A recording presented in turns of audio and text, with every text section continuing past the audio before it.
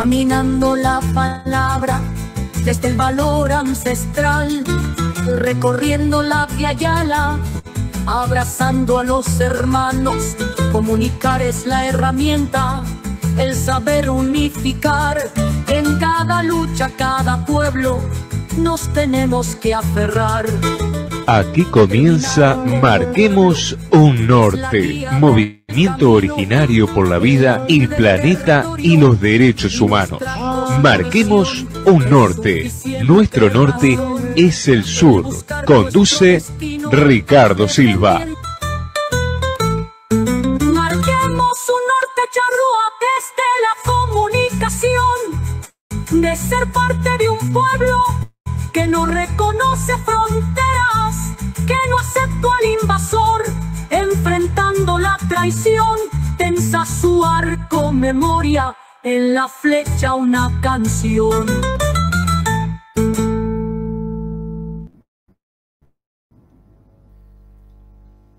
Bueno, muy buenas noches para todos. Aquí estamos nuevamente para invitarlos a que marquemos un norte con la referencia que nuestro norte es el sur. Transitando el año número 17 de comunicación indígena, cosa que nos da terrible realmente placer y emoción, pero también una responsabilidad hacia adelante en lo que es la comunicación, el manejo de la palabra. Y bueno, un día especial de alguna manera, que ya les voy a comentar por qué, pero le damos la bienvenida. Hoy pasamos a dos patas, a dos aristas. Tenemos la ausencia de Daniel Marzorati, pero nos acompaña hoy, como siempre, Néstor Ubán, al cual le damos las buenas noches y la bienvenida. Buenas noches, Ricardo. Buenas noches a toda la audiencia también. Y bueno, vamos a tratar de llevarla del mejor modo posible.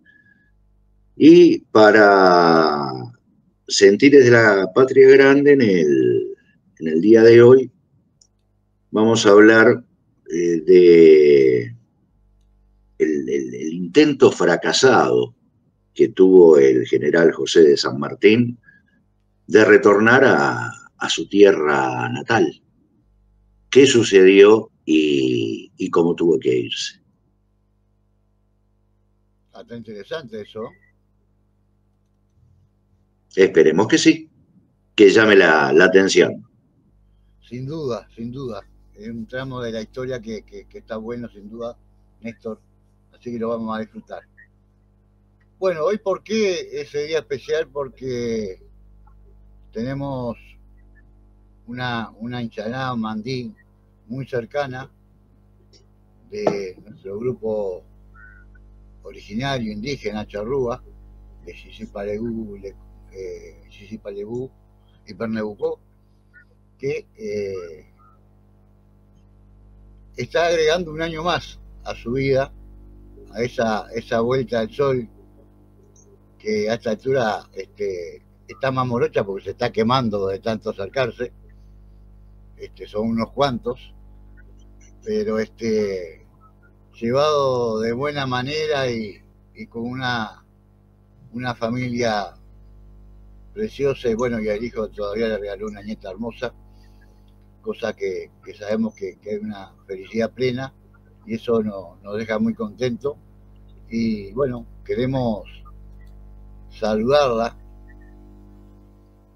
y también ahí la tenemos, de sus épocas de candombera.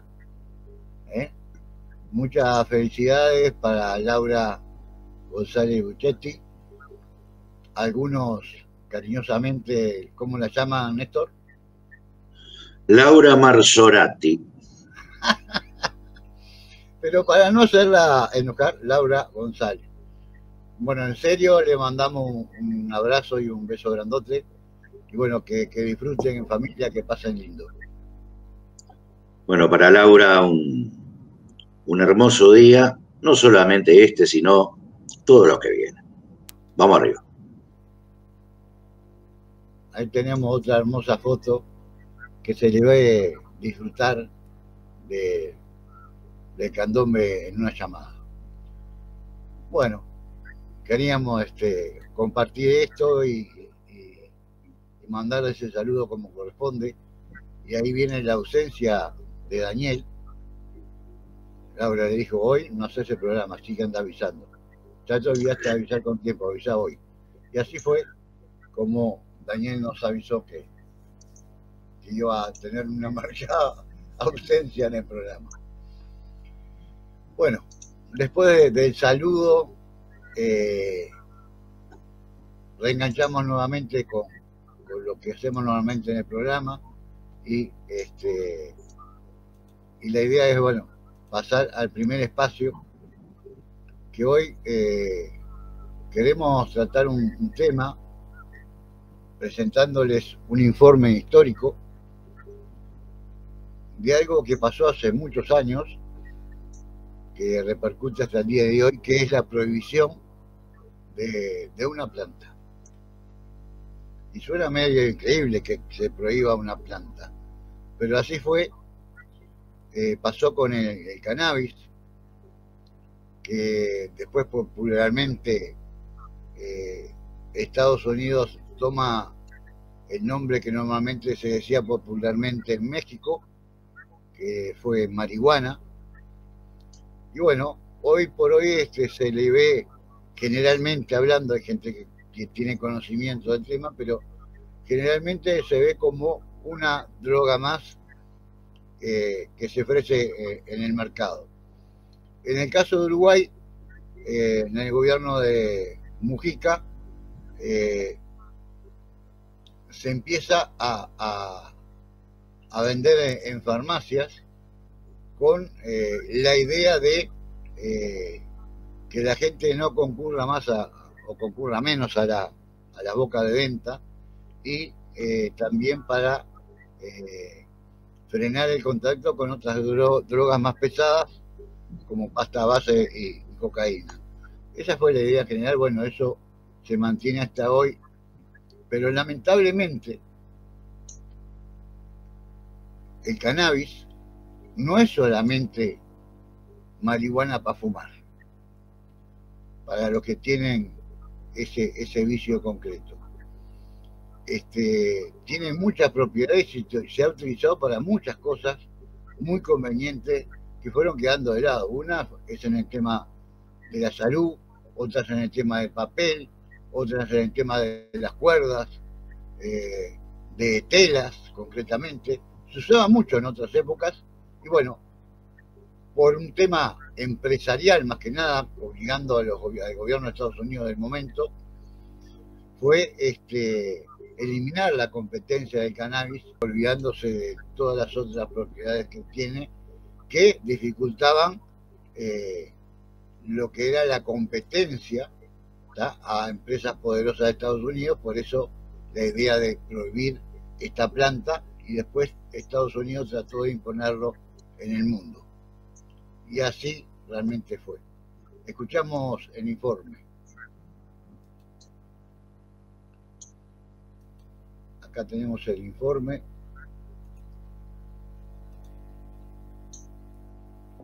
Historia de la criminalización de una planta, la marihuana. A través de este informe histórico tal vez se entenderá por qué la marihuana es ilegal, cuáles fueron los intereses detrás de esta medida y por qué en la escuela y liceos intentaron inculcar sin éxito la idea de que consumir cannabis es malo. Probablemente tú eres una de las miles de personas que seguimos preguntándonos el porqué de la prohibición de la marihuana. Más allá de lo ridículo que resulta, si se mira objetivamente, el que los sistemas gubernamentales se hayan autoasignado el poder de prohibir nuestra interacción con una planta, lo cierto es que si nos remitimos a los efectos de la cannabis en la salud física y social, la interrogante se vuelve aún más notable. ¿Por qué es ilegal consumir marihuana si múltiples estudios han confirmado que sus efectos son menos dañinos que los de consumir tabaco para el organismo humano y que sus consecuencias sociales son notablemente menos negativas que las del consumo de alcohol? ¿Por qué se prohíbe el cultivo de esta planta si está comprobado que puede aportar múltiples beneficios desde el plano medicinal hasta la manufactura de productos imprescindibles como el papel,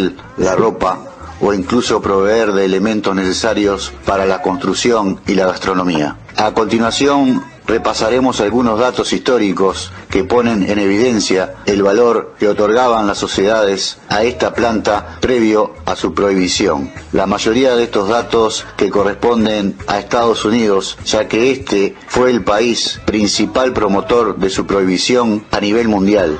Pueden beneficiarse a través de fuentes de conocimientos tradicionalmente legítimas como la Enciclopedia Británica, lo cual, por cierto, durante 150 años fue impresa en papel de cáñamo. Todos los libros de textos escolares en Estados Unidos estaban impresos en papel de cáñamo hasta 1830. Los primeros mapas, Biblias e incluso la Constitución de Estados Unidos fueron impresas en papel de cáñamo. En algunos estados era obligatorio el cultivo de cáñamo. En los siglos XVI y XVII, debido a los enormes beneficios de esta planta, implicaba como materia prima. El cáñamo fue fundamental para la navegación durante siglos, ya que el 90% de las cuerdas que se utilizaban en esta práctica eran elaboradas con este material. Previo a la introducción del algodón en 1820, el 80% de la ropa y telas en general eran elaboradas a partir de esta planta. Los primeros registros de cultivo de cáñamo datan de hace por lo menos 5.000 años en la antigua China.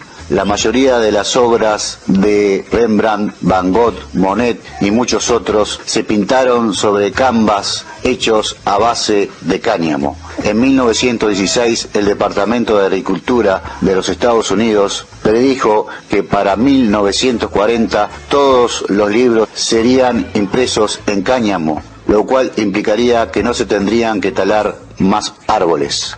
Un dato que impresiona y está confirmado que en una hectárea cultivada de cáñamo produce 4 veces más papel que la misma área plantando árboles, y que el proceso de extracción requiere de entre 4 y 7 veces menos esfuerzo en maquinaria, lo cual se produce a su vez en menor contaminación. Algunas de las pinturas, barnices de mayor calidad eran elaboradas a partir de la semilla del cannabis hasta 1930. Henry Ford, fundador de la armadora de coches del mismo nombre, construyó su primer modelo de automóvil utilizando cáñamo como principal materia prima y estaba diseñado para operar con combustible también generado a partir de esta planta. Criminalización de la marihuana. En Estados Unidos tuvo sus primeros antecedentes en 1906. En el Distrito de Columbia, con la primer regularización en torno al cultivo de esta planta. Posteriormente siguieron Massachusetts en 1911, Nueva York 1914, Maine 1914, mientras que en 1913 California pasó la primera ley de prohibición de la marihuana. Texas 1919, Nevada 1923, Oregón 1923, Washington 1923, Arkansas 1923 y Nebraska 1927. En 1936, Estados Unidos prohibió ante el resto del mundo, a través de su Federal Bear Narcotic, un tratado de criminalización de cualquier actividad relacionada con la marihuana, la coca y el opio, incluidas su cultivo, producción, manufacturación y distribución, con excepción de contextos médicos y científicos. El artículo 2 de esta Convención invitaba a todos los firmantes a castigar severamente, en particular con penas que implican la privación de la libertad de todas aquellas personas que se involucraran en estas actividades. Sin embargo, muchos países presentes se negaron a suscribir ciertos apartados del tratado y Estados Unidos, principal motor de la convención, se negó a firmar, alegando la flaqueza del resto de las naciones, sobre todo en asuntos relacionados con la extradición y la confiscación de bienes ligados al tráfico de drogas.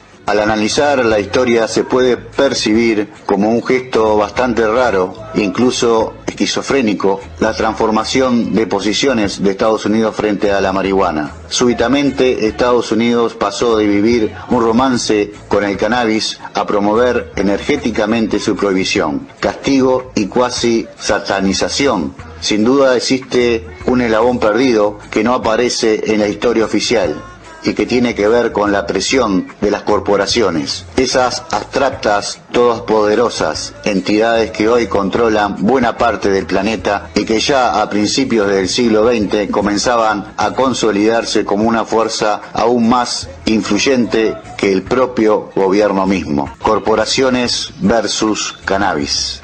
Como pueden ver, la cannabis es una planta flexible, multifacética y con diversas cualidades. A partir de ella se puede generar desde combustible y aceites comestibles hasta ropa y todo tipo de telas, pasando por cuerdas y por supuesto papel. Sin embargo, precisamente estas bondades de la planta eran las que más incomodaban a las corporaciones que estaban monetizando frenéticamente mercados como el del abastecimiento del papel industrial, el algodón y los hidrocarburos. Al parecer, en un principio fueron principalmente dos corporaciones las que se volcaron por completo para promover la provisión de esta planta: DuPont y la Hearst Company, propiedad de William Randolph Hearst, en que se inspiró el film de Citizen Kane. El banquero Andrew Mellon, quien se convirtió en el tesorero del gobierno del presidente Hoover, era uno de los principales inversionistas de DuPont, actualmente una de las mayores corporaciones del mundo, y que en la época de 1920 a 1940 estaba consolidándose en el negocio de los petroquímicos y de los polímeros. Para ambas ramas del mercado, el cannabis consultaba una seria amenaza, pues que esta planta podría derivarse tanto fibras naturales que redujeran el consumo del nylon, uno de los productos claves de DuPont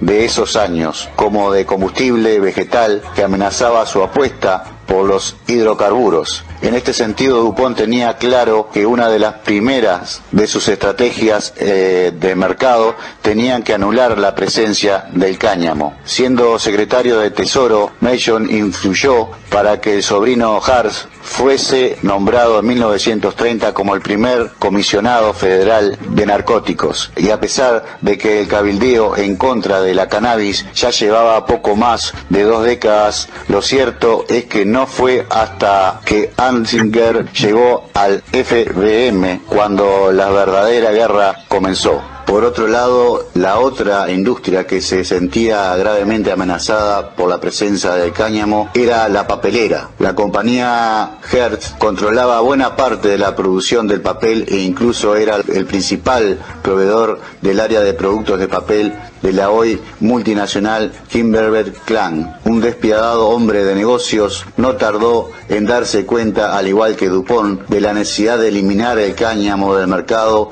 y junto a otros empresarios presionaron al gobierno para que se criminalizara por completo el cultivo de esta planta. Incluso Hearst, el legendario magnate de los medios impresos, puso a disposición su ejército de diarios para promover una campaña cultural contra el cannabis, y como parte de esta iniciativa se adoptó por primera vez el nombre de marihuana, una palabra con fonética recordable, breve y precisa, para designar a esta ahora diabólica planta. Por cierto, un término que hasta entonces era solamente utilizado en el argot popular de México. Otro actor que desempeñó un papel fundamental en este proceso fue la ya entonces consolidada industria del tabaco. En esa época la cultura americana ya había adoptado integralmente el consumo cotidiano de cigarrillos. Sin embargo, las grandes tabacaleras habían comprobado demostrado que el consumo de tabaco entre la población que fumaba cannabis era menor que en aquellos que solo consumían su producto. Por otro lado, los fumadores de esta planta jamás se someterían a un mercado industrial, ya que era relativamente fácil cultivarla caseramente y autoabastecerse el consumo personal, sin recurrir a una marca industrial. Por el contrario, la siembra de tabaco era mucho más compleja y requería de una extensión de tierra suficiente para cultivarse, y no solo de un par de macetas, tomando en cuenta esto y ante un poco futuro comercial que se percibía del cannabis. Las grandes tabacaleras no dudaron en apoyar la cruzada en contra de la marihuana. Aunque no ha sido comprobado, se dice que Ansinger se reunía con algunos de los más poderosos empresarios del momento, entre ellos obviamente representantes de las tabacaleras DuPont y el propio W.R.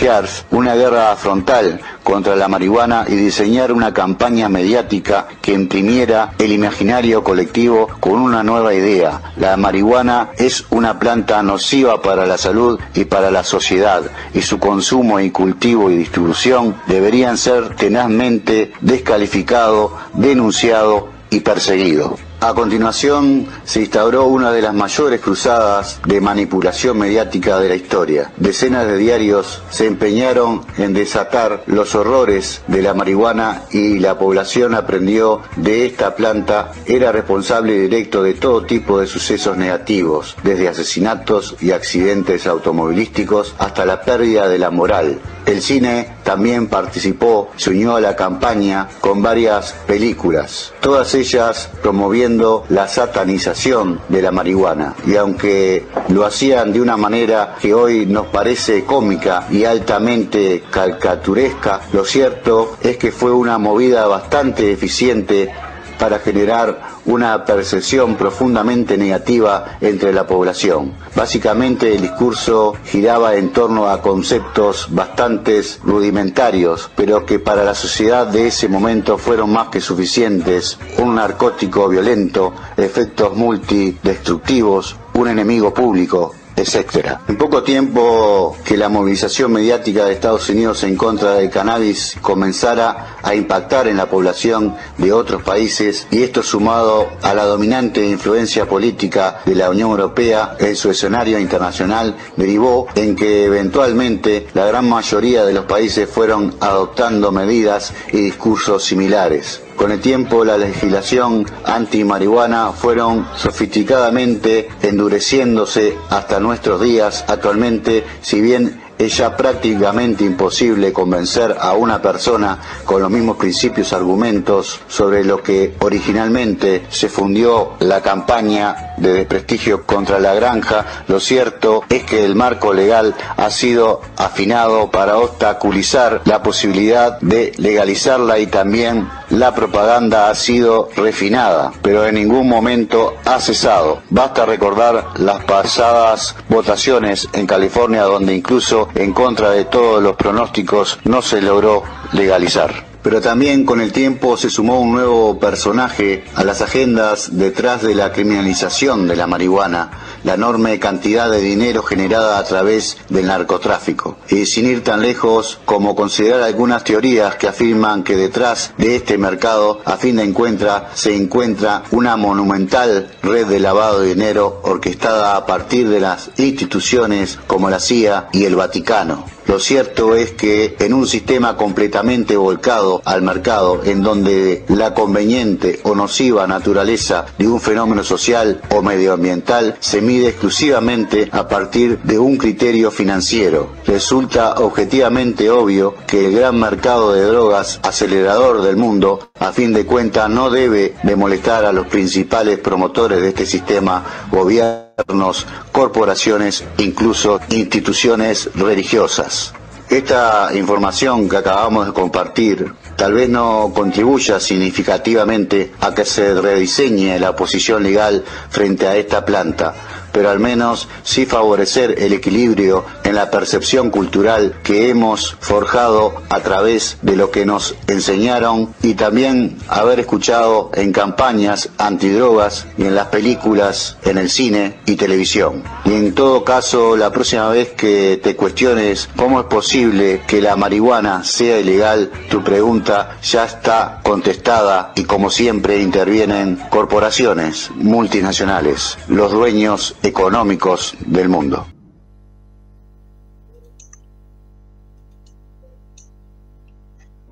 Bueno, hasta ahí el informe, más allá de que popularmente se tenga alguna noción, pero creo que sobre las raíces concretas que hemos compartido en este informe,